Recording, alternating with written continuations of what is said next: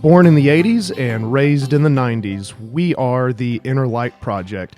We saw Optimus Prime die in our childhoods to the tears of many, and we also witnessed the destruction of Batman by way of director Joel Schumacher. Again, we are the Inner Light Project, and today we are so delighted to bring you a discussion on the recent blockbuster release, Justice League. And we will be discussing both versions of that movie today. First of all, the hero that nobody wanted, the 2017 version, directed by Joss Whedon. And then we're also going to discuss the hero everybody deserved, the 2021 release of Justice League. So we're going to mainly share some of our thoughts on the movie and also share with y'all some things about the soundtrack, the music, as well as some of the Christian connections. We are four guys that go to church together, so we do plan to bring all of that to you guys. So I'm just going to give you all the floor and let whoever share their thoughts on the whether it's the old version or if we want to go into the new version and just kind of take it from there. All right, well, I'll start. This is Derrick, by the way. I'm also joined by my good friend Doug Bailey and Nathan Tolley here. Yo. It's good to be back in the saddle, isn't it, guys? Amen. It seems like it's been a while. It has. There was, I think, snow was kind of on the ground last time we did this. Yes. Boy, It's good to be back. good to be back. So, in order to set this all up, to understand the greatness of the 2021 Justice League Director's Cut that we have enjoyed, you got to go back in time to 2017 and talk about the first initial release of Justice League, which I didn't see in theaters. I actually saw at home on Blu-ray. So, Was it better in Blu-ray? there was nothing that could make it better. It was pretty much a hot mess from day one.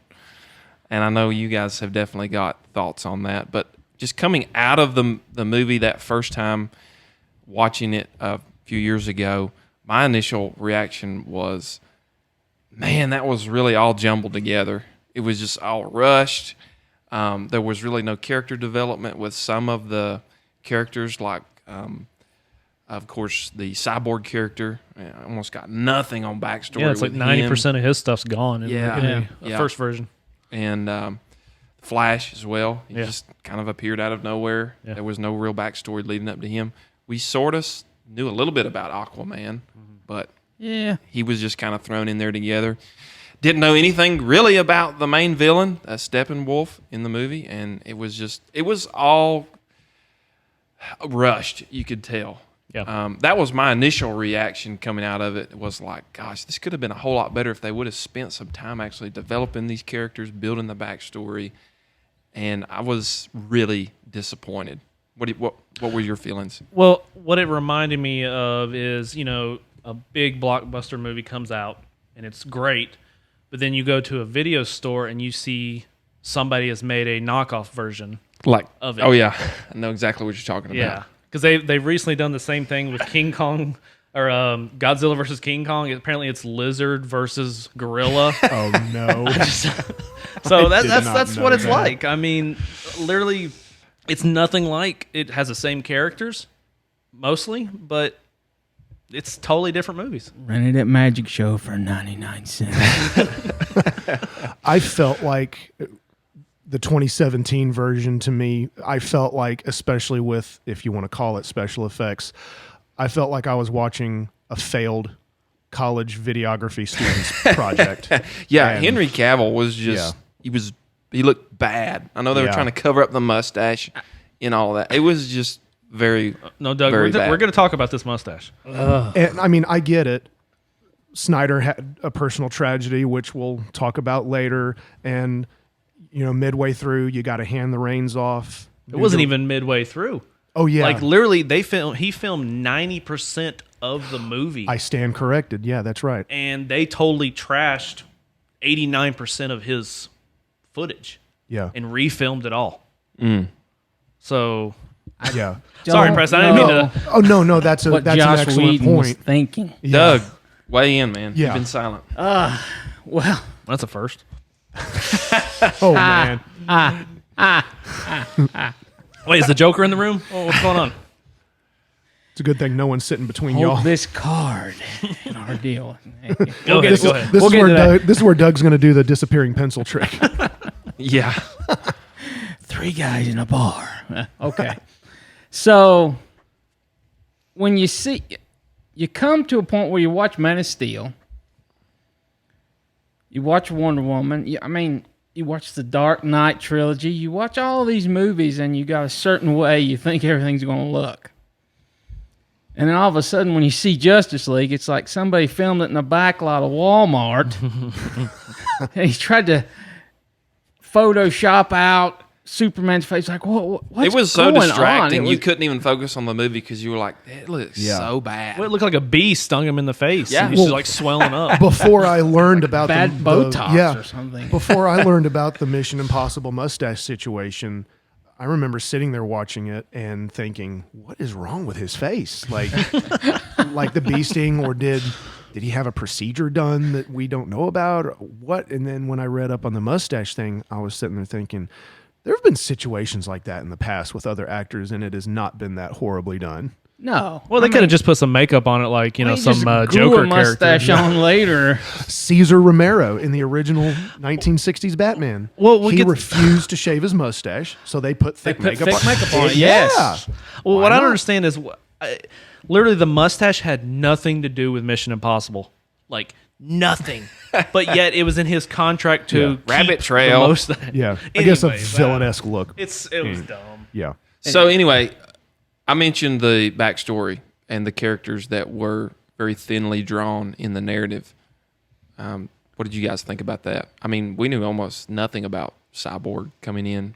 It was all Flash, very unless you'd rushed, watched the I felt. CW Rushed. series. Yeah. Yeah, it was Very very. rushed. What was it you were saying one time, Nathan, about you felt like they were trying to be Marvel, but they were playing catch up, and Yeah, so they they were- didn't spend time developing their characters. They Yeah. just pushed it out there so they could compete. Yeah, they were trying to do 10 years worth of work like Marvel did in one movie, pretty much.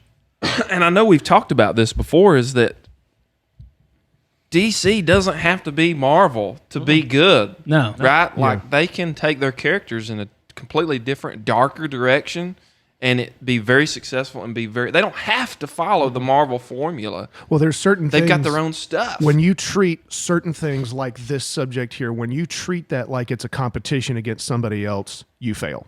yeah. And DC and Marvel are, the way I see it, two very different pathways of storytelling, character development, and different in both in good Absolutely. ways. And they work for themselves. And when you try to cross over and be like the other in that instance, and this also goes like for artistic sense or purpose, you end up losing if you can't develop your own way. We'll see. You be you. Yeah. We'll see. And why it didn't work with Joss Whedon is he did such an amazing job with Avengers Yeah. and Age of Ultron, Yes, but he did. then he tries to bring that lighter tone of the Marvel movies into the DC universe, and Yeah. none of the DC the newer DC movies don't have that. They have that darker tone, and it works for them. Right. So I always felt Yes. like DC was Grittier. grittier, darker. Yeah. Even when you go all the way back to... We're not talking about the original Batman television series. Obviously, that was hokey and 80s and after. How about that? I'm talking about you get to even like Batman the animated series like that we watched as kids. Like Yeah. I remember my mom not Yeah. wanting me to watch that because she felt really? like it was dark. Well, I mean, You know, Preston, but I sent that Clayface scene from the animated series, Yep. and it was very disturbing back then because he started like twisting and freaking out because he was, I don't know what was happening to him, but Yeah. it was very dark. But you go back will even to the never 90s, forget even then, with the exception of the Joel Schumacher debacles. All right. But DC had this dark undercurrent to it, right? And it didn't need to go that direction Yeah. to be successful. Like, humor works in the Marvel context because they were starting with a blank slate, right? And they could do that Right. in 08 when they started with Iron Man. But with DC, they didn't... It seemed like they were violating their own principle to try and make it work. Yeah. To borrow what worked with Avengers and bring it over, Yeah, that's exactly. and it just didn't pan out. I think that's the reason why, because of the Joss Whedon version, I think that's the reason why I didn't even care to see Aquaman. because I felt like all he was doing in the Justice League movie was joking. Like he was always some one-liners. But he wasn't like that in the Zack Snyder version. So I'll tell you, for me, the biggest disappointment of the whole movie was not the botched CG. It was not even the rushed character development. Like, the whole thing that I wanted to see more than any other scene was the resurrection of Superman, and that was so terribly executed in the movie. Oh. When that went off, I was like, man, they really fumbled the ball there. That was just so... I was devastated because, as Doug knows what I'm about to say, the black suit and the silver chest. Yeah. That's what I was expecting to see. And when that did not happen, it was one of the biggest disappointments, because in the comics, correct me if I'm wrong, experts here, but in the comics, when Superman is resurrected, number one, he is clearly more powerful than before because he's in this Kryptonian coma. The suit changes to black, and he has the silver S. Yeah, and he has a mullet, but that's beside the Yeah, he did have a mullet. He did have long hair. Well, Was it a Joe Dirt mullet, or was it like a MacGyver mullet? No, it was more like a MacGyver mullet. yeah, MacGyver. Yeah. I would say yes That's on admissible. that. That's a manicured mullet. Yeah. He's just Very suave. almost had a roll of duct tape. But suave. When I noticed in some of the 90s comics, Superman had really long hair. Yeah, they Yeah. kept it for a while. Okay. Well, like when he got the black suit, when he first come back, everything hadn't come back to him yet. His memories hadn't fully come back, and he felt like he hadn't earned the suit he had yet. So that was another reason for the black suit. And it was there was a part of a healing, like a suit for his body, like a hyperbaric type thing. What it did, it helped him. So what did you think about the resurrection of Superman scene, Doug? It was horrible. What for you made it so bad? The 2017 one, not 2021. Yeah. We'll just clarify. Well, you go back to when, and any comic book fans remember when they hyped up when Superman died in the comics. That was like one of the biggest things DC ever did. That was a big deal. They had you had the white book, the black book, and they had a whole series of him coming back, his resurrection. When was that, Doug? Was that like in the 80s or 90s? 92? Early 90. 93? Yeah. Like, I want to say it was literally... I know this I wanna is say 92. totally off the topic, but I think it was around the time Kurt Cobain died. Like, it was like around 92, 93. Like, it Yeah. was literally around the same time. Yeah. It was like... Because big Cobain year. was like 93, 94. Yeah. If I remember right. Because it was like on the news. People were waiting in line to get their copy. Yeah. And so you had it in your head how you wanted it to look. And when they did it, you're like, what is it? I mean, it was like the Garbage Pail Kid version of... That's a deep cut right Yeah. Man. Garbage Pail Some movie. of you That young is ones, you're going to have to burn. Google that one.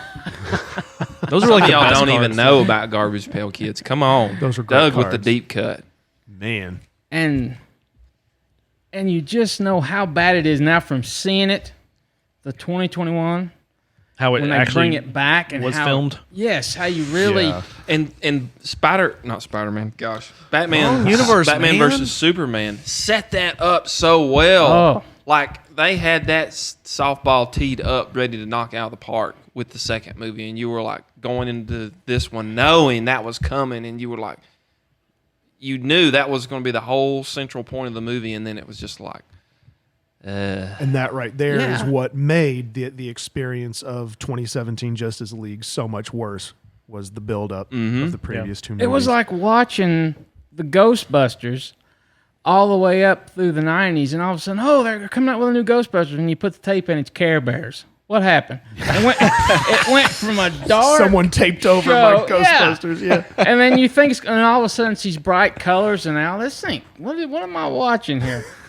It's apples and oranges. It really was. and we all know, we've discussed this in many episodes and in our own personal discussions, that any superhero movie is only going to be as good as the villain, right? Mm-hmm. If the villain is great, compelling, has a really interesting backstory, and competes with the power, and maybe even is even in some ways more powerful than the hero, you're drawn in. Yep. Especially the villains that you can identify with. But with Steppenwolf, He was just boring in he the was just Joss face Whedon like you version. didn't even care. No. Like, who is Like, this what is he guy? here to do? He It looked doesn't so even matter. weird. He just looked weird. just- It was. He just manifested. I mean, it was like Yeah, a guy I mean- trying to it was like a cosplayer or something. I mean, he trying looked to play like the a- villain. I mean, it A was, Longhorn fan or Nice, something, Nate. Yeah, you know? and like- in the comics, he's a pretty cool guy. He's got an Yeah. interesting story, Yeah. which it gets fleshed out yes. in the 2021, which we'll talk about here in a You minute. find out why he's the way he is. Yeah. So, anybody else want to take a parting shot at 2017 Justice League before we leave it in the dustbin of history? well, The- it's yeah. it's not really. The only what I was going to mention is the scene when Superman comes back and they're fighting him at his memorial there when he's standing there. That part where they're about to fight him is literally one of the only scenes of Zack Snyder's. And if you look at Superman, he looks normal, but then the rest of the movie he's all messed up. But just in that memorial scene, that is Zack Snyder's filmed version. I feel like I guess Joss Whedon just literally just took that and like, all right, let's film 99% more movie. Well, he Wow. probably, how many actors are in that one shot. So we'd have to pay this and this and this to get Yeah. these people back together. That was another character we didn't get zero development on was Flash. And I like the Flash.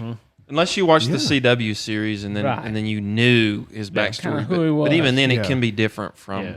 the television show to the movie. Do y'all remember the Flash TV show from the early 90s?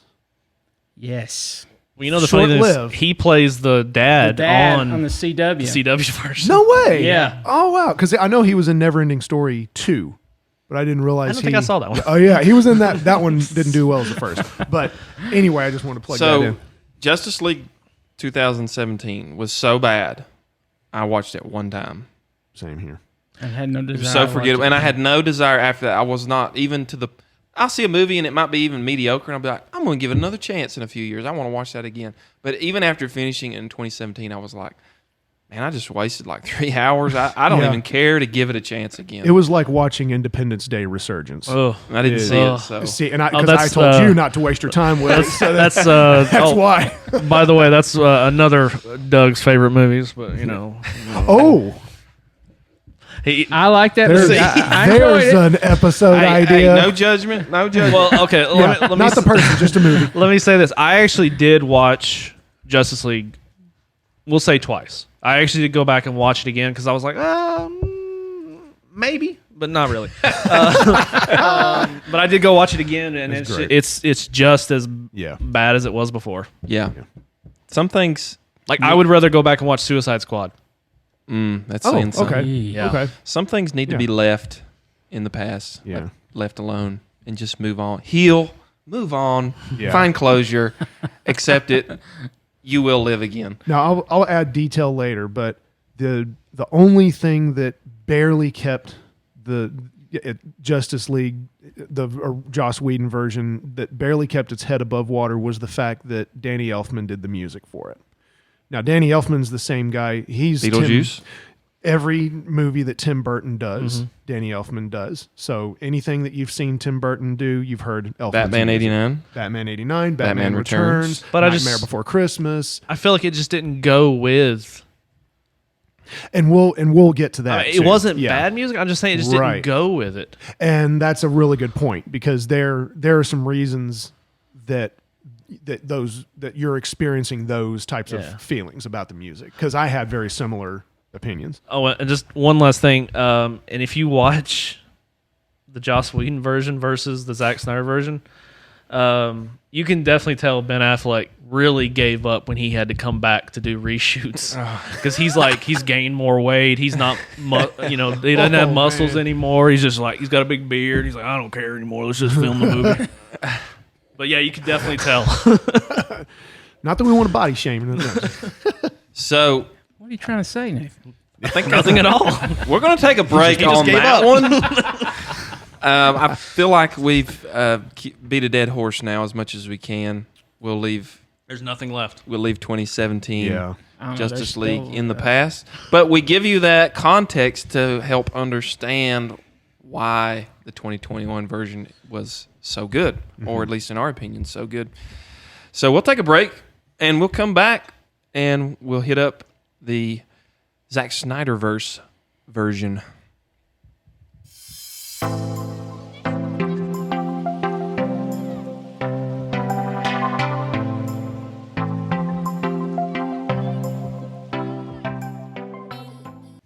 Well, now we are back and much more delighted to be able to talk about the version of Justice League that everybody loves, the hero that we deserve, the 2021 release on HBO Max.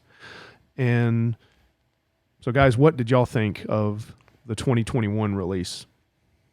So my initial reaction after I watched it was I picked up my phone, I texted Doug, and I texted him, I said, dude, that was amazing. And he's like, I'm watching it again. So the complete opposite reaction after watching the 2017 version, but I felt like it was so epic. I mean, it's 4 hours long and change. Yeah.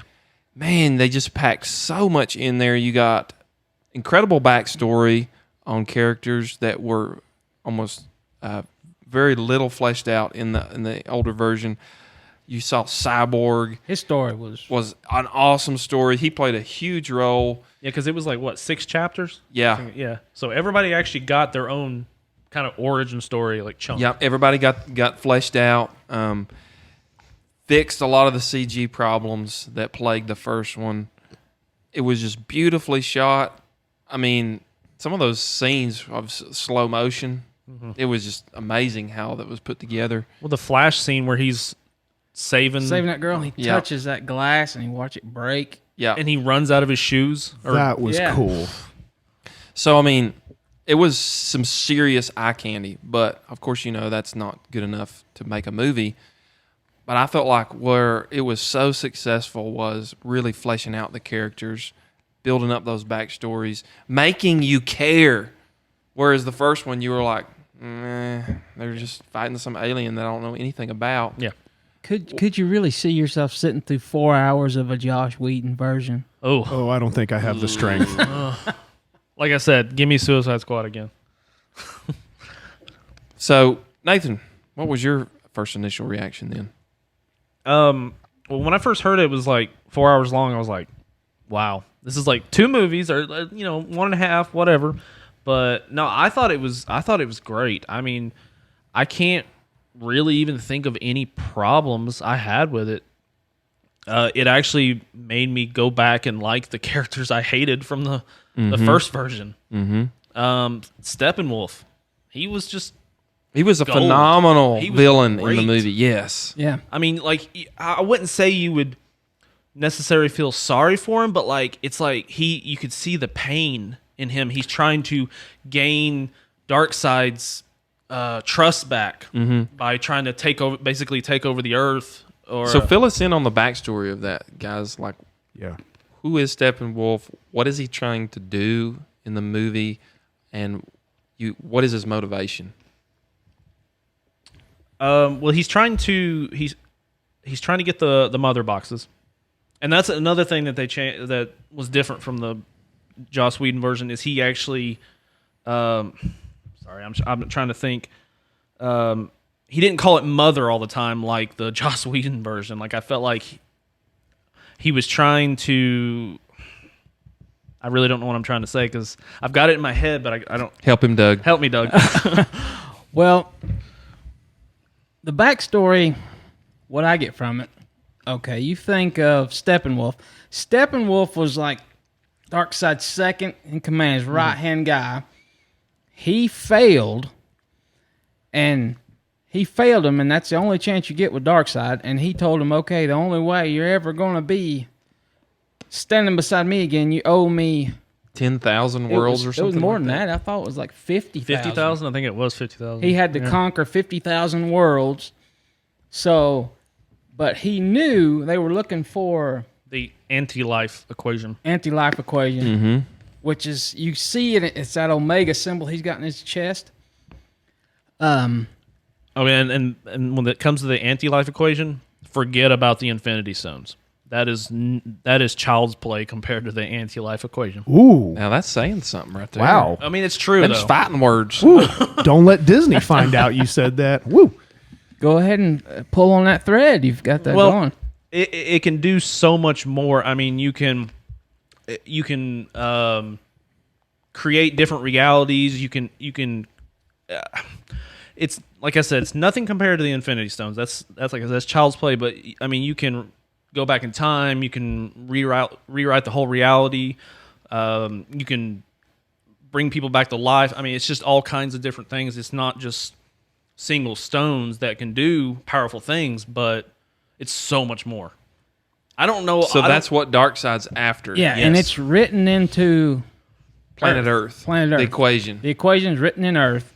That's why you'd see him. It would show it when he struck the ground with that force. You'd see the writing. So essentially, he had to pretty much destroy the planet To get to it. to get to it. That's the whole point of the mother boxes. Yes. Yep. So the mother boxes were stationed among the different races. So was it the humans, the Amazonians, Amazonians. they had, and then the seafaring, the Aquaman's race. Yes. Aquaman, I don't Atlanteans. know which Atlanteans. Yes. Come Yes. on, I'm not even a comic book guy. I had to, you made my mind go blank. I haven't And read anything see- DC in forever. So. And see, Darkseid had already been to Earth to collect it. Yeah, and that was awesome. That prologue scene, Yes. it reminded me of the prologue to Fellowship of the Ring. Yeah. At the very beginning of Yeah. Fellowship, when it shows you the maybe 10 minutes there, the setup of Sauron and the That Battle of the was Ring. such a great Yes. sequence. Yeah. And how awesome that was to set it up. Well, they did that right with the 2021 Justice League, and it made it so epic because you had Zeus and you had Ares. Ares, you had the Hercules. all the different Green Lantern. races Green coming Lantern was there. together Green Lantern's there. to fight Darkseid, and it was like, whoa! Now this thing matters. Well, see, they had that battle. I don't know why I'm doing quotations. You guys can't see it. This is a podcast. We get it. We get it now. They had that version in the Joss Whedon version, but Darkseid was not there. So it was a completely different version. Mm-hmm. So it was Steppenwolf that was basically playing the dark side in that version. But that was so cool how they brought that in and showed you that I mean, it was really played down. in the Darkseid Joss Whedon had version. he had been defeated, and so Yeah, he was they shamed. all come and so- together. No wonder he wants to come back and take Earth again. All the heroes of Earth. This is the one planet that he lost. He Yeah. lost here. And that tells you how much it takes to take him down. Because Ares buried his axe. I mean, kind of like the way, Thor did. But he buried his axe in Aim for the hood. Darkseid's neck. And he still had scars when they actually saw him. Did you notice that? Yeah. When they was looking through the portal at the end, Superman's looking up at him. His neck was all scarred up. He always wanted to get back to Earth to win it, but he knew he had to have the boxes, and they hit him. Right. So the boxes are hidden among the three races, and when they synchronize, they make something called the Unity. It's essentially a supercomputer.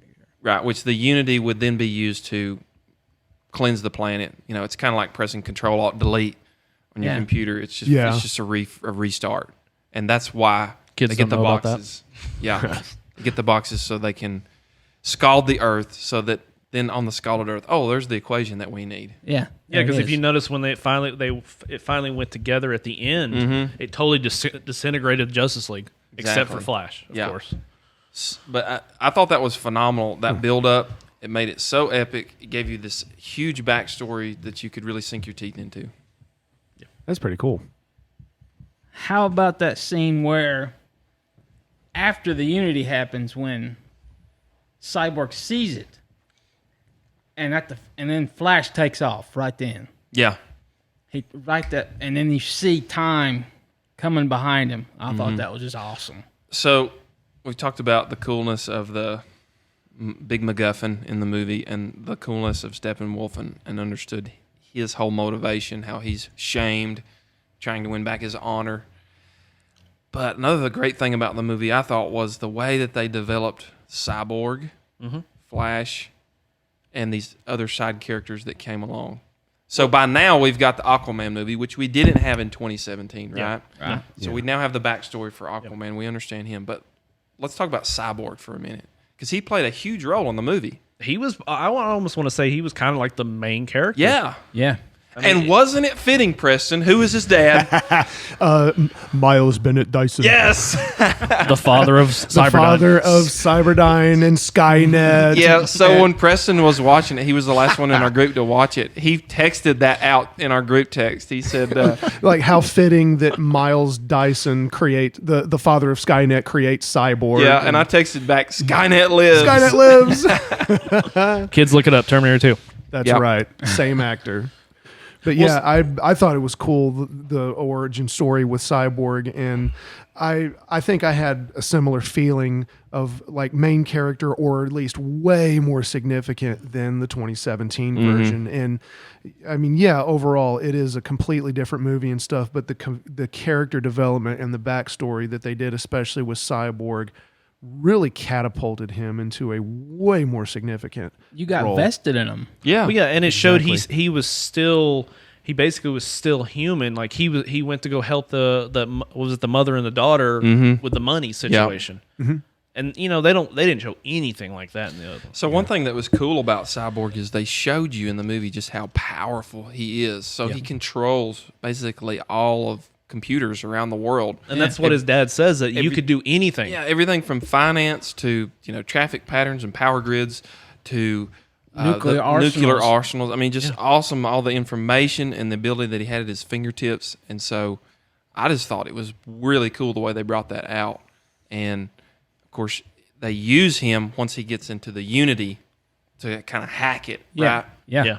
Yeah, basically like when his dad sacrificed himself to, was it trying to? I guess he was trying to Put melt, his heat signature He had to on heat it up. Yeah, Yeah. and so that helped. I guess that helped Cyborg to try to track Where it that. went. Yeah. And then his death, I guess, also what am I trying to say? And like not necessarily influence him, but like It was really pivotal. yes, I'm Because- trying to join the team. That's what Yeah. I'm trying to Right, say. it pushed like, him over the edge. Yes, yes. Yeah. So, and that's a common theme in a lot of superhero story threads. Is there's a tragic background. There's a death of somebody that catapults that person into either the villain or the hero, depending on how they react to that loss. So for Superman, it was the death of Jonathan Kent. Right. For Batman, it's the death of his parents, and we see the same thing again. Cyborg, he died originally. The car crash, his mother died. Right. And then his dad sacrificed right. himself. Yeah. And same thing for Spider-Man with Uncle Ben, and so many characters have that. But I like the way that they showed that for Cyborg, because it helped you to understand his pain, his hurt, and what he has to overcome. They made him more human. Exactly. Even though he is a cyborg, they made him more human. Yeah. And I also noticed in the original version versus this version, they covered him up more in the Joss Whedon version. Mm-hmm. It's almost, I don't know, it's almost like they just didn't want to show him at all. They wanted to put him in the shadows more, and Yeah. I don't know. And the actor, Yeah. the guy that played Cyborg, I don't even think was this his debut? Had he been? I don't recognize him from anything else. because he didn't did a look phenomenal familiar. job. Yeah, no, he was great in it. I mean, speaking Preston's of, looking it up right now. Go ahead, Doug. well, we go into the character development. Look what they did with Flash. Just that one scene where he went back and he was trying to get a job as a dog walker. yeah. That. So, and Flash was like the comic relief of the movie. Yes. And it worked. Yeah. Because he was a young kid. Yeah. But I also did notice he had less comic relief than he did in the Joss Whedon version. I mean, True. literally, it was nothing. Kind of but one of those less is one-liners. more type thing. Exactly. Yeah. And so I think it made him more likable in this version. The actor's name is Ray Fisher, and he was in True Detective. Oh, He yeah, was we were talking in- about that series. Yeah. Okay. He appears know. in 8 episodes of that. I must have been the third I season. know that. The something else called the Astronauts Wives Club, and I think it's a TV that's show. right. Yeah, there's just like a few little TV appearances. stuff. I mean, just looking at this on IMDb, he seems relatively new. He's not been in much, but what he Well, has been in has He's been definitely pretty got good. a promising career now. Yeah. Oh, yeah. that. Now I do remember he played the main character's son in the season 3 of True Detective. Yeah. which I haven't got to yet. So, Okay.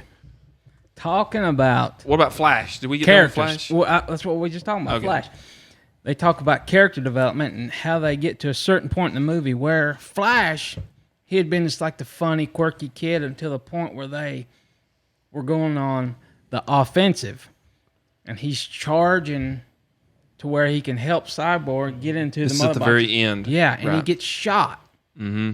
He doesn't say anything. You think the kid, he would like, he just, it just knocked the wind out of him. And he's trying to me, that seemed like his turning point to where he went, okay, there, I'm needed. I'm going to step up. Which, by the way, something I didn't know about him is he has healing power. Yeah. Did not know that. Yeah, it's the... Well, his metabolism moves so fast. Right. Yeah, I mean, he literally has to eat all the time. Well, that That's Flash what makes him show heal. in the early 90s, they had a lot of scenes where Yeah. he would eat like bowls of cereal that were like, like a gallon-sized bowl, of Wheaties. Yeah, that you know, suede, and then he would like, suede gobble it. costume on. It had to be so hot back then. It just I remember that suede costume. That was a cool costume. But yeah, no, that's definitely one of his bigger powers, and it also taps into what they call the Speed Force. It's actually also, and I get a lot of this from the Flash show. Is it's a when you say, Doug, like a living it's a living. world, not a world, but Well, it's like outside the known universe, kind of, and he can tap into it and draw the power through him. That's what makes him fast. So there is Get one up to the thing. mic. There is one big difference that I saw with the Flash character from the Joss Whedon version to this version. In the Joss Whedon version, you remember there's a scene, I think there's a scene, where Flash comes back through the time space and has a moment there That's with Bruce Batman Wayne. versus Superman. That's Batman versus Superman. yes. Okay. Me So, and Preston were just Yeah, talking. all right, Yep, well, yep. We're all just elaborate. talking about go, right. go with it. Well, where he comes back and he catches, and Batman references it when he's sitting there. He said, I was sitting right here when he told me. And what he comes in and says, all you can see is the Speed Force around me. He's running toward him saying, Lois Lane's the key. So that was the only message you got. But when the Joss Whedon version come out, it was like, what did that mean? Nothing got tied in, but when you see at the end of Zach Snyder's version, Go to the epilogue. to go to the epilogue, you see that version of Flash when he has the Speed Force armor on and everything. That's the version you see that comes back and gives the warning about Lois Lane. That's when you find out that she ends up passing away. But she's the thing that makes Superman go.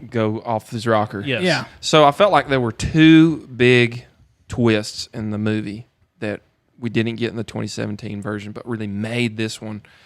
And the first one was the surprise ending where we see none other than the Joker appear. Jared Leto We Joker. Yeah. kind of see that alternate reality. Yeah. So what was that all about? which part of it? Yeah. All of it. Well, it's almost well, I was gonna say it's almost like it's still happening. Like it's still going to happen. Because they made a mention when they were resurrecting Superman in the mothership right there. Yeah. The computer said something about like if you go down this route, you're altering reality and we can't go back. Something to that effect. You remember that? Right. Yeah. So what you're saying is The when Genesis they chamber did was that, talking the Genesis chamber, when they did that, it created this timeline now where it's set Superman on a path where he's going to be bent toward evil. Well, Is that what you're saying? Well, what I got from it was that when Darkseid got in that future, he got the anti-life equation, and that's what, and killing Lois too, but that's what he was able to control Superman, was using the anti-life equation, Gotcha. and that's what turned him evil. And so that's why we get the epilogue then. Exactly. So now you see Batman, Joker, Deadshot. Was that Deadshot? Yeah, Yeah. yeah, Deadshot. That's right. Yeah, And you see a couple other teaming up together to Yeah. try and take him down. Yeah, so And it's that's- like a post-apocalyptic world. Aquaman's wife. Yeah. Yeah. So I guess they're saying it's still going to happen, even though he didn't get the anti-life or the mother boxes this time. He's going to do it himself, and it's still going to happen if nothing changes. If they ever give the green light to make more well, movies.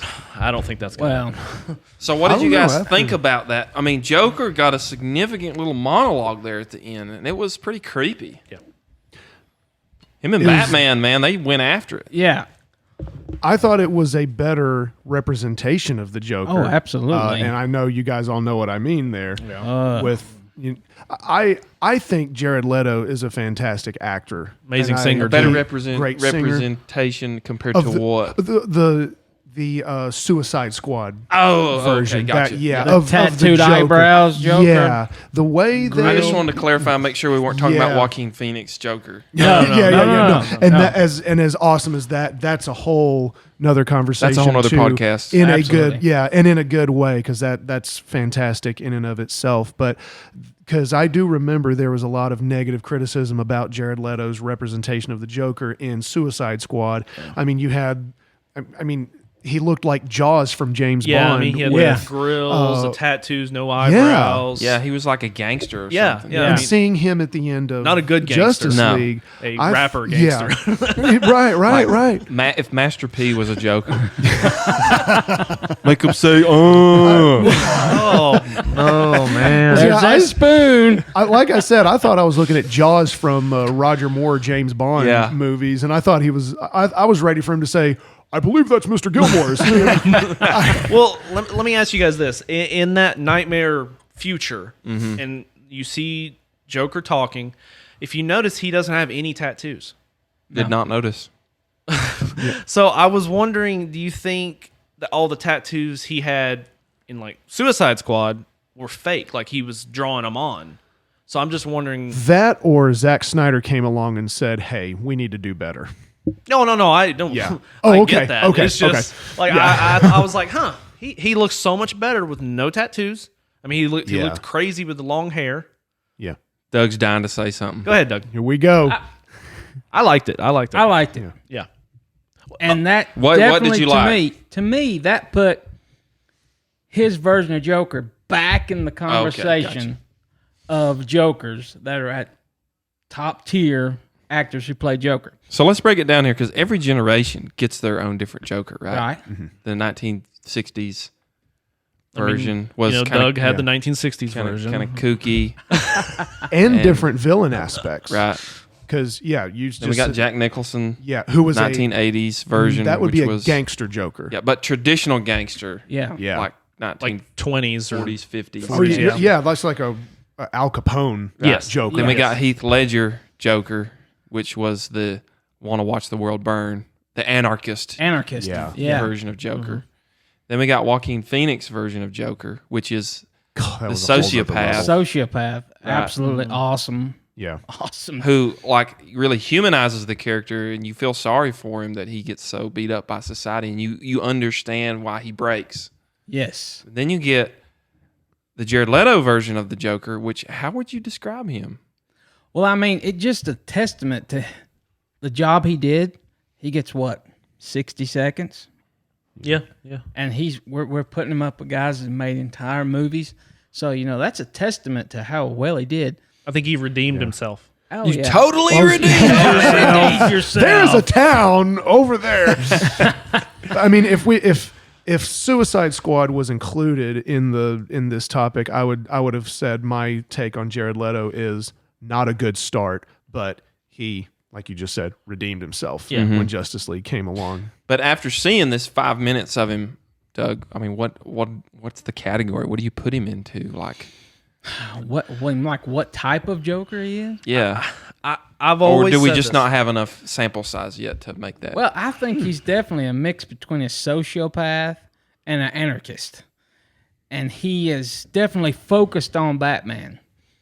It's almost, you can really get their love-hate relationship. I thought a really awesome line in that whole thing was he said, "You need me." Yes. Yeah, and that's Isn't that so true? that's what Joker says in every version, that you need me and I need you. And in Dark it's- Knight, he can't says, kill me. "You complete me." Yeah. Yeah. Which I think is even more accurate. So it's two sides of the same coin, right? You have two men who shaped by tragedy, especially if you go back and you read what was the comic you let me borrow? Killing Joke. The Killing Joke. You see how they both had tragedy in their life. They've responded differently. And in a way, they are the same person.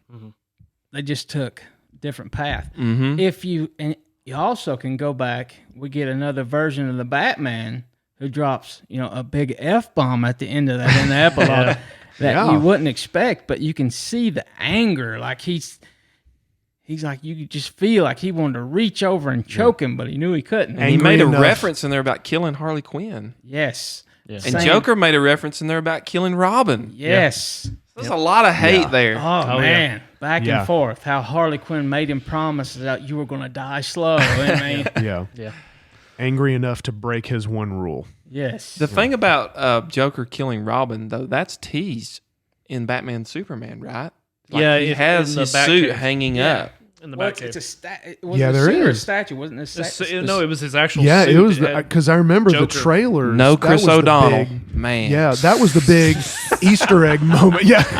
Here we go. Going holy right back to metal, Batman. going right back to Joel Schumacher. No, the metal. It's holy and it's rusted.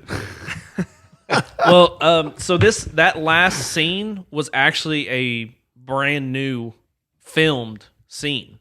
That was not there before. Mm-hmm. So when I say this movie, he filmed 90% of the movie. That little bit was the last of the 10% that he felt like he needed to film. Mm-hmm. So that was literally the only new shots. So, I had one more thing to add. Excuse me. When you were talking about that epilogue, you were saying he used the anti-life equation to control Superman. Oh, they said that? No. Nathan said that. They said that. I don't agree with it. Oh, well, let's hear why. Here we go. I thought that was one of the reasons Darkseid was able to control him. No. The reason... Well, excuse me. Stand corrected. You're excused. Okay, so... This is going to be good. I said good day. This is just my take on it. Now, I think he uses the death of Lois Lane, and that's the one thing. I mean, Superman had already been through so much, watching his father die, and all the tough choices he makes for everyone else. He got resurrected, and when he sees Lois die, he's got Darkseid is using that to say, if you help me get this anti-life equation, I'll bring her back. And I think that's why he's completely makes 180. a deal with the devil. Yes. It's completely 180, and he turns against him because, they teasing it. They tease. You don't know who's coming. You think it's Darkseid. It's like, if we stay out here too long, he's going to find us, Did you notice Cyborg? It looked like he had the war machine gun come up on his shoulder and everything at the end of it, too. Yeah. Oh, I was going to mention this. The scene where he's holding Lois and Darkseid comes up. What does he put his hand on his shoulder? I think that's what he does. Mm-hmm. That whole scene was taken straight out of Man of Steel. When Superman killed Zod, they literally just clipped it and added Darkseid behind him.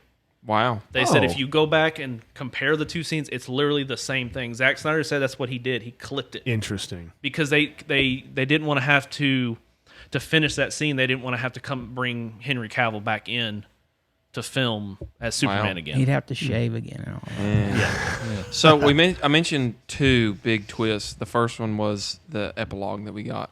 And then I thought the second big twist was the Martian Manhunter. I thought that was a cool addition to and that's this. the same actor that played Swanwick, General Swanwick in Man of Steel. And then he becomes Secretary of Defense. Yeah, right. And I don't know if there's any connection if it just happens to be the same actor, but that voice was very recognizable to me. Yeah. I think they just did it that way to show that he's been there the whole time. Mm-hmm. Okay. Because a lot of people speculated when Man of Steel came out that who that he was. Because when I first heard his voice, I was like, "Is this the same? Was he really the Martian Manhunter the whole time?" Yeah, but a lot of people speculated that he was. Okay, he's been there the whole time through. That's all of always been his MO too, because he can change in other people and try to manipulate the timelines. So is that who we think he is? Like, do we know for sure? Or do you think he? Or are you saying that maybe he's just pretending? Yeah, to be what I'm saying is it had me wondering, because it's the same actor Yeah. who played those characters. What was the Secretary of Defense Swanwick? Yeah, I think that's what they're going with it. That he's been there The whole as the time. secretary. That's the what I was general, wondering. Yeah. Okay. Kind of like has his finger on the pulse of everything. Yeah. Okay. So the big question mark now is: are we going to get any more movies? Because it looks like right now it's dead in the water. From what I've heard, like literally right after it came out and it blew up, Zack Snyder himself said that he has heard nothing from Warner Brothers at all. Wow. And he said he'd come back and do more, but he's heard nothing. And then Warner Brothers released a statement saying we have no plans at all I think to it's make stupid. anything. You would else. think after the acclaim Yeah. of the 2021, They don't want to admit defeat. as I was watching this version, and Derrick already knows this. My main thought was, man, I would love to see this in a 16:9 ratio. And I know, Derrick, you had said about how that it had to do with the IMAX ratio, why it was on 4:3. Yeah, something to do I mean, with that. Yeah. other than Yeah.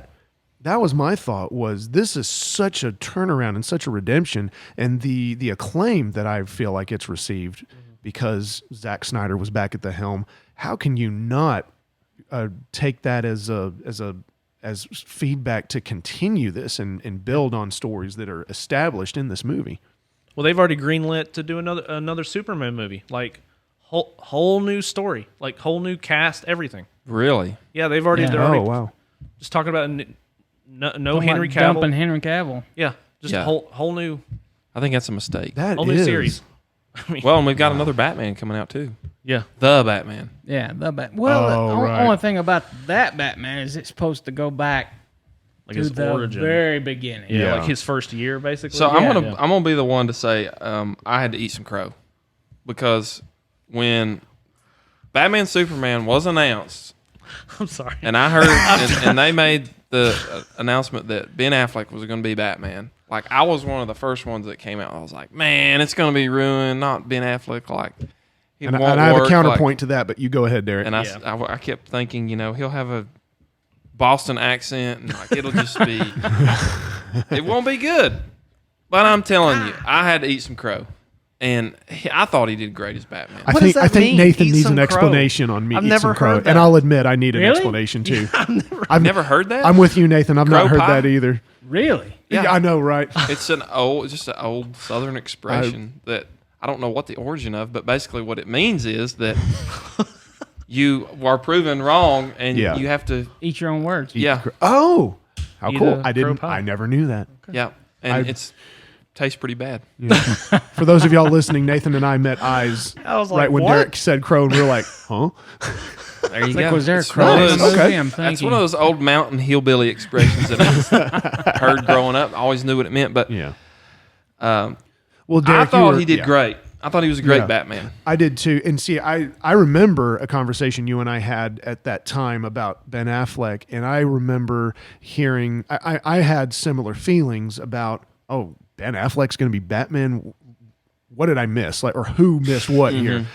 But then when I found out that he took the role as Batman contingent upon being allowed to be part of the writing team. Because in Batman versus Superman, Ben Affleck was one of the writers of the screenplay. The reason why that made me feel a lot better is because if any of y'all have ever seen Argo from 2013, that's about the Iranian hostage crisis and the rescue of the 6 Americans that made it out. Ben Affleck wrote and directed that movie, which went on to win an Oscar for Best Film and Best Director. And yeah, that movie takes a lot of historical license. There are some historically inaccurate things, but the movie itself was certainly an Oscar-worthy, concoction. Yeah. And so when I found out that Ben Affleck took that upon being allowed to be a writer, I felt way better about the role. Again, because I had seen Argo and seen what he was capable of. And even then I was blown away. I was like, that was Ben Affleck doing all that? So Well, that was my take on that it. is one thing with Ben Affleck. He actually is an awesome director. Yeah. Like, I've seen a Oh, lot yeah. of his directed movies, and he does an amazing job.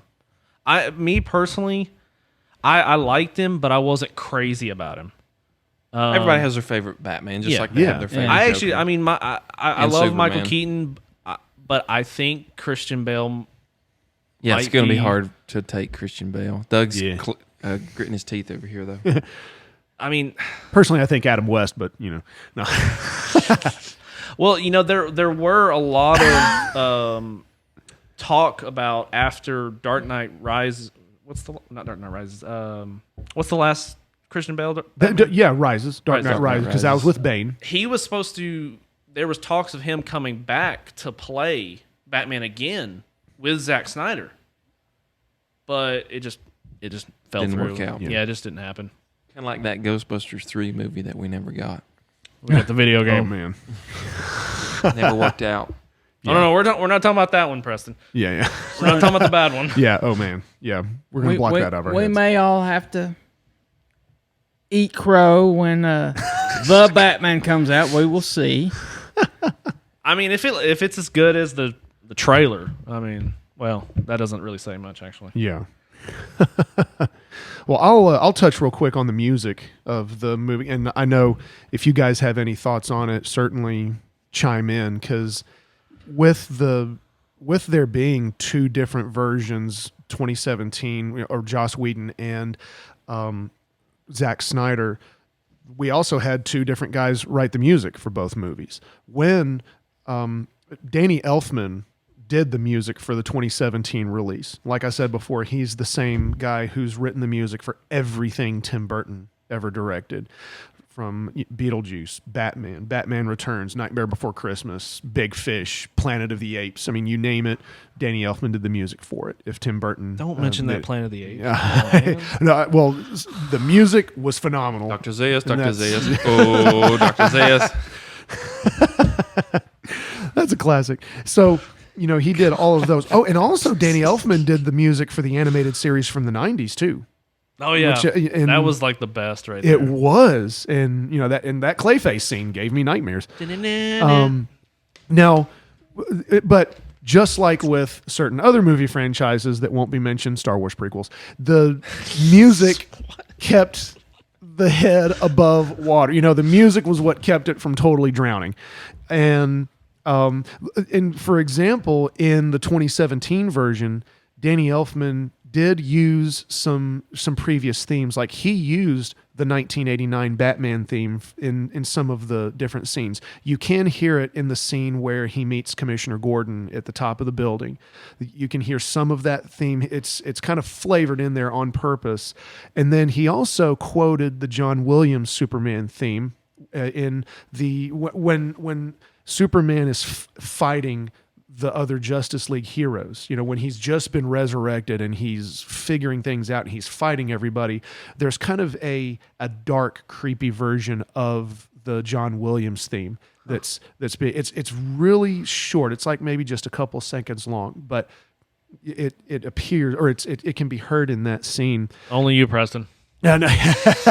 Well, and I admit I had to read up on some of this because I want to do some research on how we have two completely different movies here that we're talking about, and again, the music, the way it was put together and how it was written and who wrote it is consistent with the contrast of how these movies are.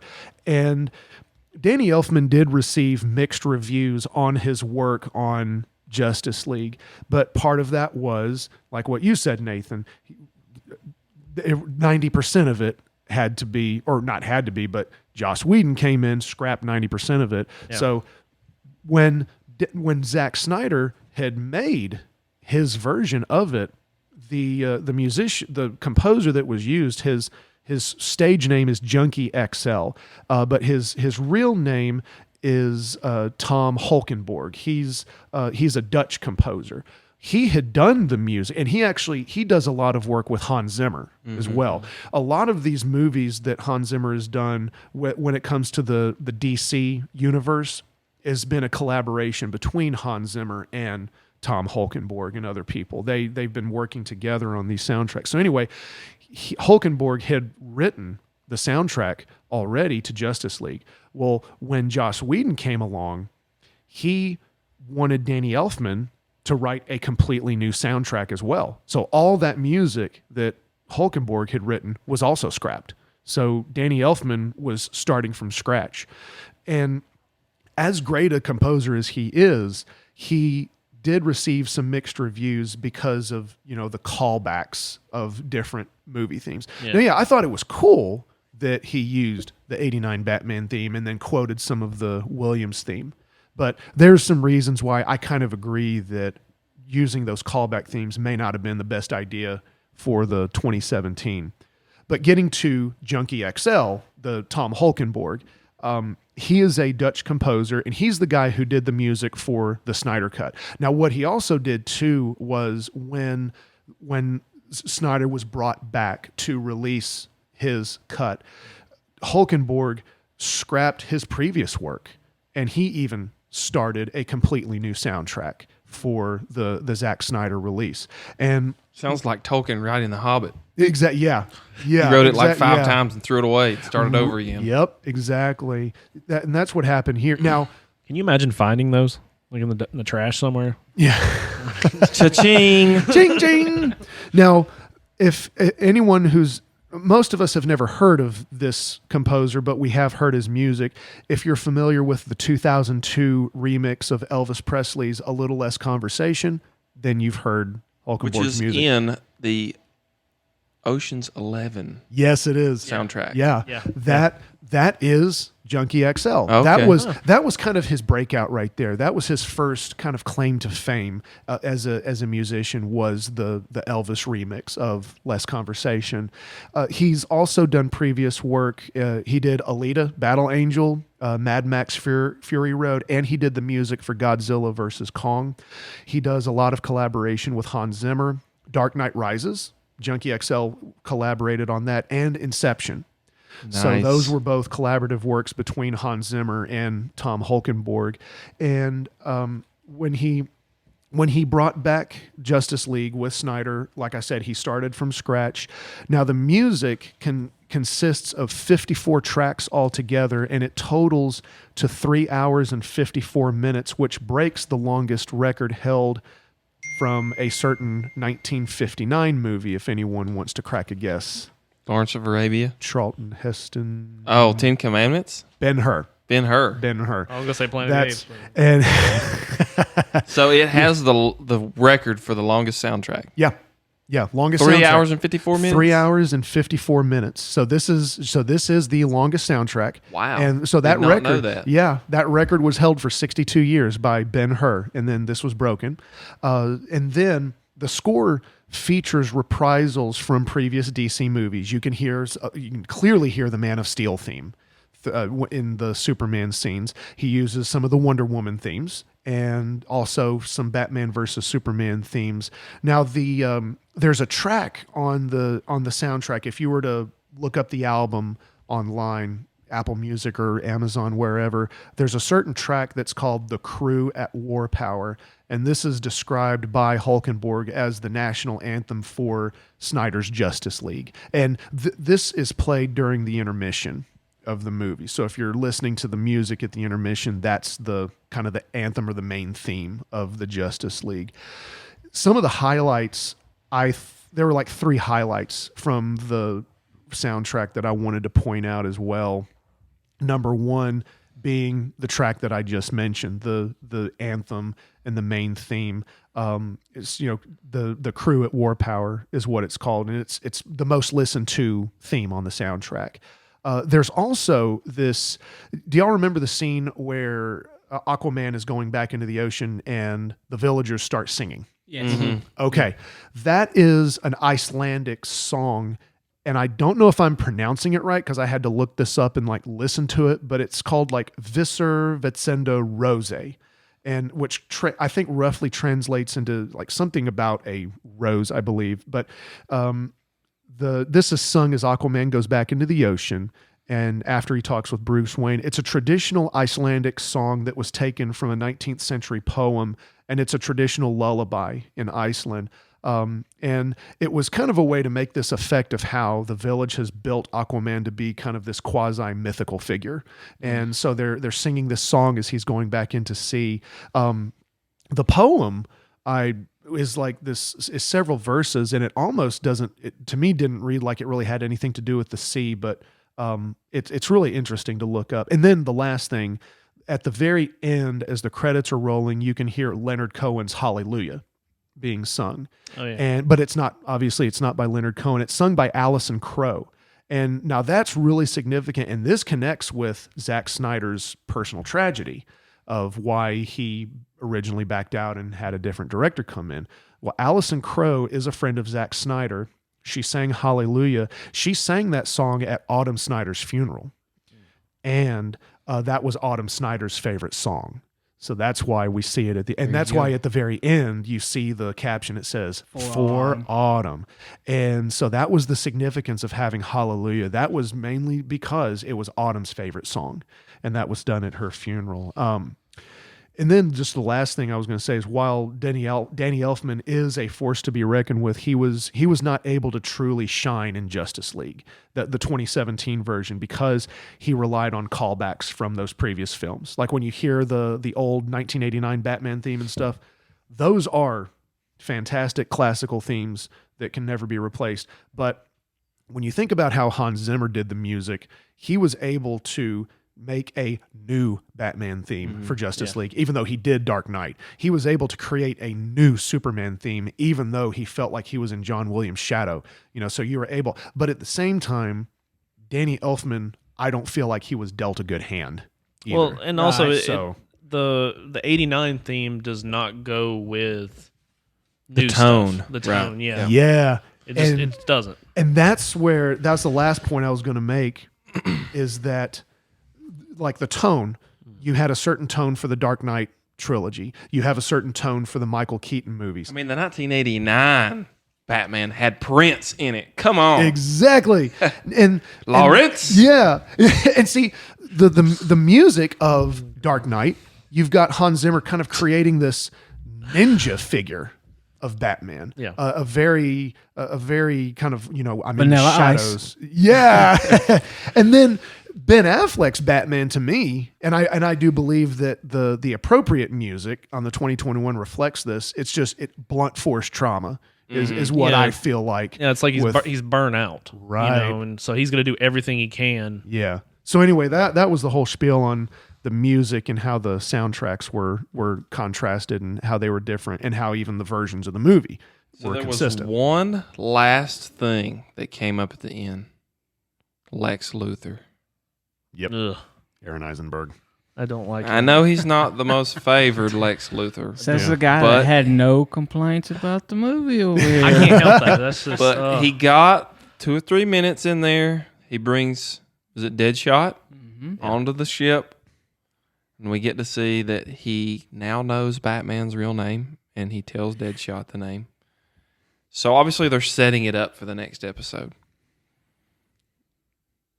And see, that's another reason why you want to see more movies come out with this. And you want to see this universe continue. So they don't explain how he got out of the asylum, but No. he's out. And it's Arkham. It's Arkham. More Batman stuff. Yeah. More Batman stuff.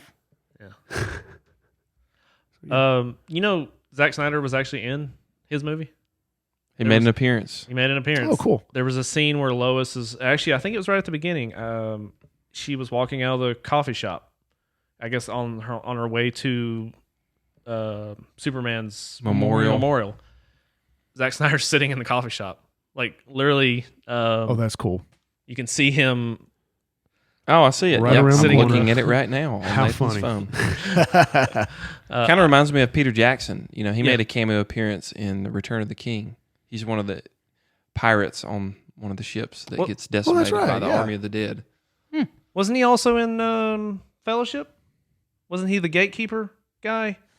Or am I thinking something else?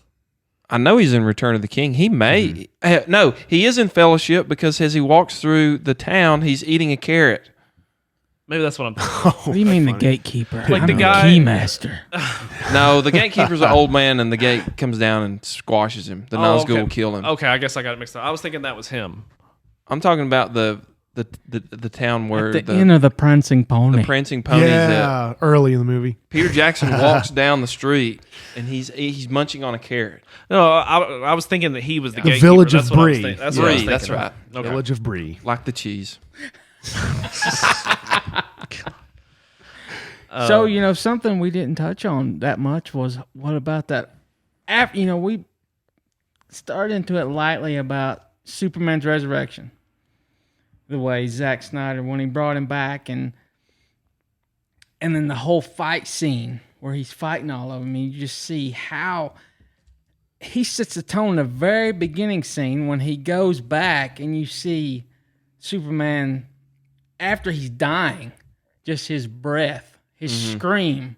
It's what activates the boxes. Yeah, going across the planet. I mean, just that one little thing. Yeah, that was a beautiful scene, just him screaming and the shockwave.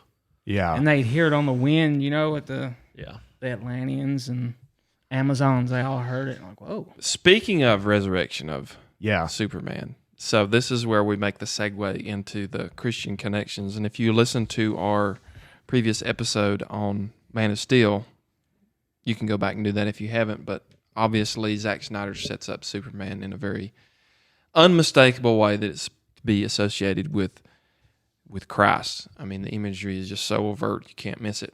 So the big theological connection that we would draw in Justice League is the resurrection scene. Now, obviously, afterward, the comic book story goes on its own thing, but that's the easy connection, is that just as Superman is set up that way, they play that out, and of course, where do they get that from? Well, they get that from the Bible. They get it from the New Testament with Jesus and in his resurrection. So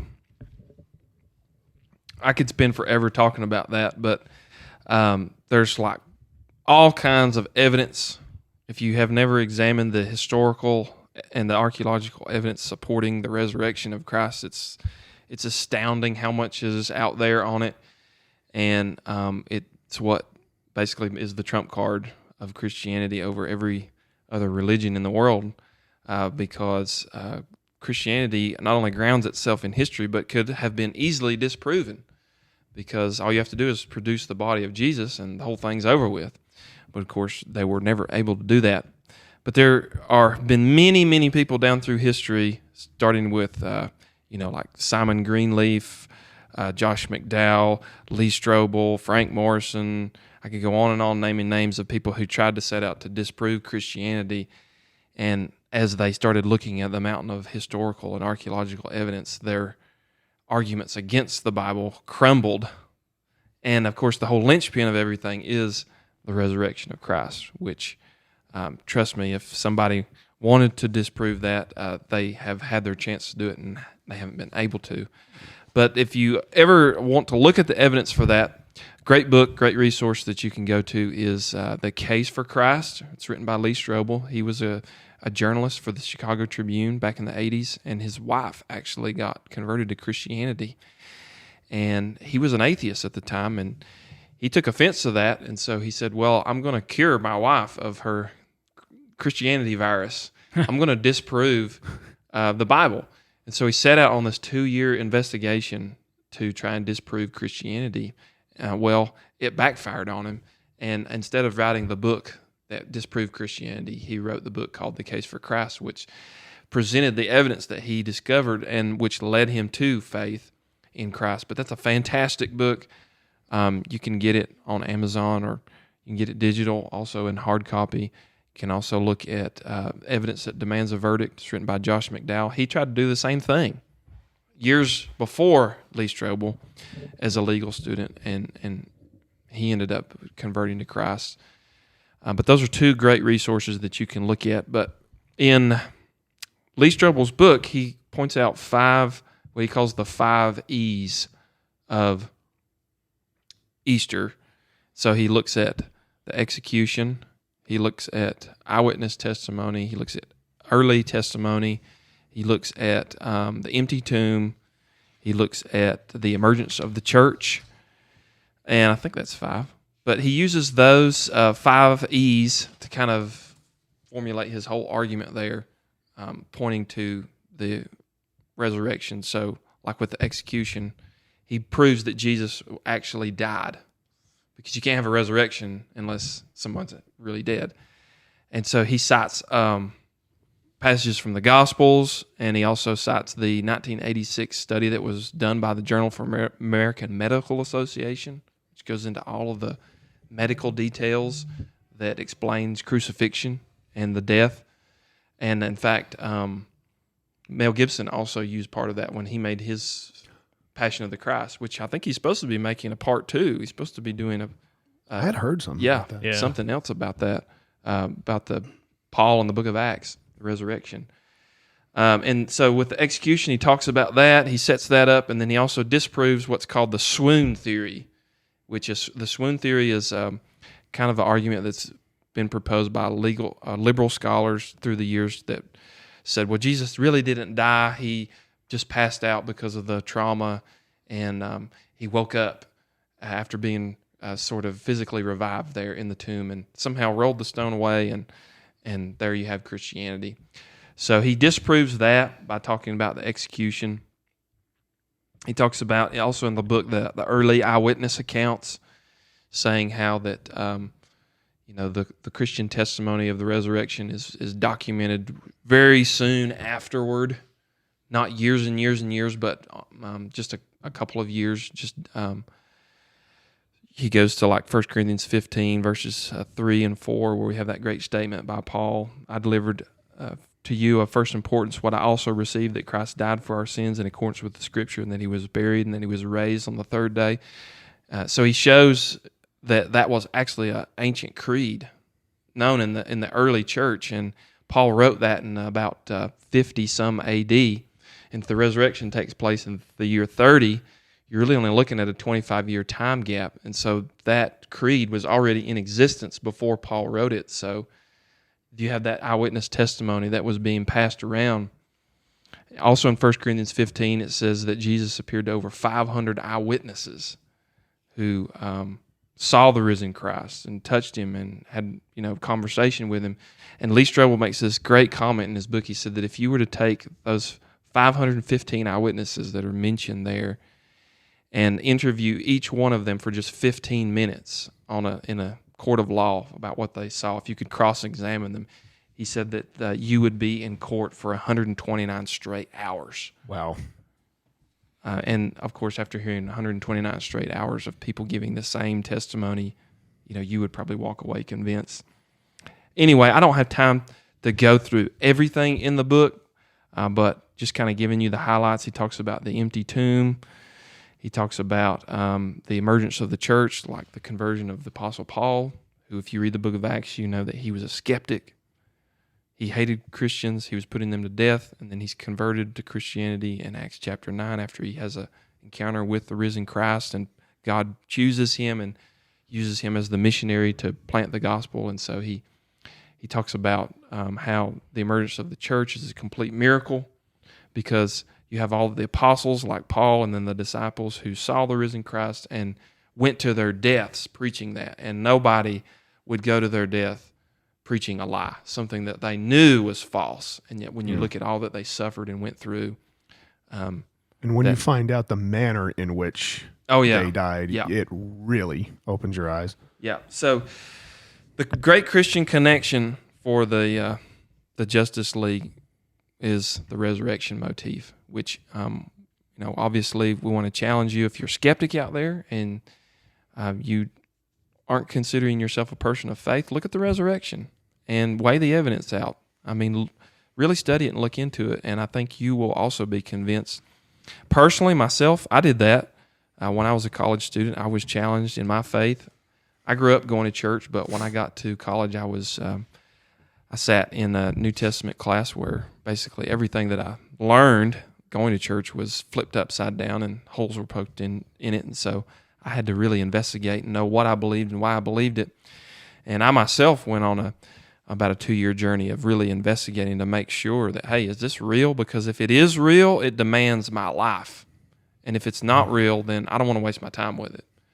And one of the biggest conclusions that I came away with after doing that investigation myself is that, hey, to be a Christian, I don't have to take my brain out at the door. Like it's reasonable, it's rational, it's supported by incredible evidence. And I'm sure that if you're a skeptic out there, if you take the time and do your homework and look into this, you will find that Christianity is not only true, but it is life-changing, and that Christ is real. And so we point that out to you because the best stories, the ones that we love the most, like the Justice League or the superheroes, the movies that we talk about, they all borrow their great storylines from the Bible. Because the Bible tells the story of history. History is his story, and there is a hero who's come to save the day. His name is Jesus, and he's coming back, and he's going to set the record straight, and he is the ultimate hero of all time. So, I don't know about you guys, but I've had fun. You guys had fun? Yes, sir. Blast. Yeah. Well, and then the other cool point too, Derrick, is being a Christian and going to church together. Here we are able to embrace and enjoy pop culture at the same time. Yeah. It's something that I think complements the other. Well, right. So the whole narrative of the Bible is redemption. Yeah. That's the whole point of the Bible, is that paradise was lost and paradise has been regained through Jesus Christ, his death, burial, resurrection. And that's what our call is as Christians in the world, is to be redemptive, to take the things that may not seem like they have a connection, or to take things that are broken or messed up and redeem them. And that's what we can do with pop culture. Now, obviously not everything is worth our attention, but those things that we can, where we can redeem them, we can see the connection and point other people to that, I think we have a license to do that. Oh, yeah. Because Paul says in the New Testament, he says, I become all things to all people that I might reach some. So you use whatever springboard, whatever avenue you have within reason, whether it's music, whether it's movies, whether it's books, or whatever pop culture has, you use that avenue as a way to share the gospel and make that bridge from something that may not seem related to something that is of most importance. If it's about Zach Snyder, we're going to use it. Well, and I can even remember a couple of situations in our own church where I mentioned something to someone who, may be new to our church, saying, well, oh yeah, me and Derrick are huge Walking Dead fans, or, I'm a big Star Trek fan, Doug and Nathan are comic book fans. And I have seen folks light up when they find that out. And again, using avenues any way that you can. Trying to help people to love, see the connections there, and that these stories that we get into, they reveal these stories and these longings and these inbuilt, hardwired desires in our heart. And they're not just stories, they're things that God has put there as clues to lead us back to him. At least that's the kind of way that I look at it. Yeah. You just have to have eyes to see it, right? Absolutely. So I guess that concludes our Zack I Snyder believe it does. Justice League cut. I hope everybody enjoyed it. Any You final guys want to say thoughts? anything before we close? I know I've been hogging the mic over here. No. Yeah, and I did with the music. So, Yeah, the only thing I gotta say is Doug's wrong all the time. But other than that, oh man, Can you feel the love tonight? just accept Throwing it, Doug. daggers over here. that's I right. threw some swords. Thank you. So we'll be back. Who knows when, but hopefully sooner rather than later. We'll be looking at another great movie, hopefully drawing those connections back to the Christian faith. This has been a wonderful time here on the Inner Light Project. We are the generation that was born in the 80s, raised in the 90s. That generation that remembers what it was like before the internet and can bridge both worlds. We'll see you next time. Peace.